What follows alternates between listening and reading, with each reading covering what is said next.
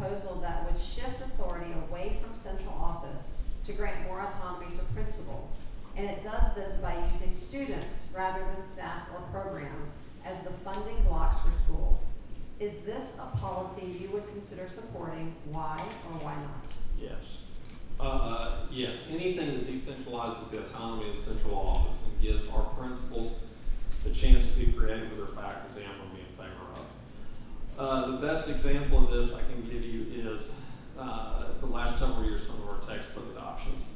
We need textbooks, but so many of the textbooks that we bought, both reading and math, which I voted against, do not line up sometimes with the curriculum they're teaching or the methodology that the teachers are being trained on, specifically literacy.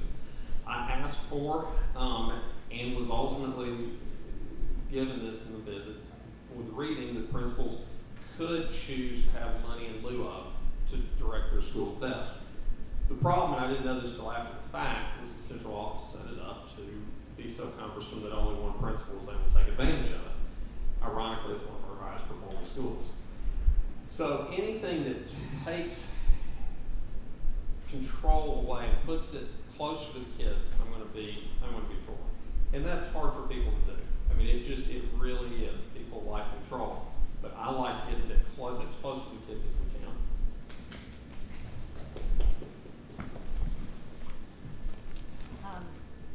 How many of y'all know what student-based budgeting is? Okay, I did not know, so I had to research myself. I've heard of student-based budgeting, but in order for me to give you the information that I think you should have, I did some research on it. Like most funding distribution systems, student-based budgeting comes with a set of opportunities and challenges. Many of these depend on how the system is designed and implemented. Dollars flow to schools through a weighted student formula, and principals are given greater autonomy, which I'm all for that, over how to use those resources. Student-based budgeting can be implemented solely as a funding distribution mechanism. By doing so severely limits its potential. Some of the opportunities of student-based budgeting: funding equity, budget transparency, resource flexibility, strong leadership, incentives to attract and keep students. Some of the challenges are potentially painful central office transition, complexity, fiscal oversight, compliance, and accountability. The Metro Nashville Public Schools are planning to implement student-based budgeting next year.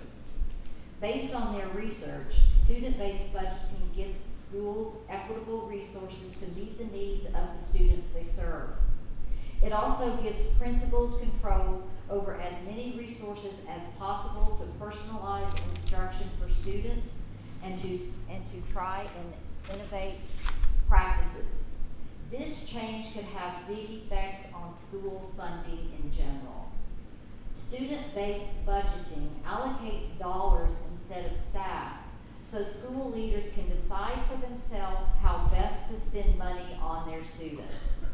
This means schools will get a base amount of money in their budget for each student served, and that amount will go up depending on certain factors.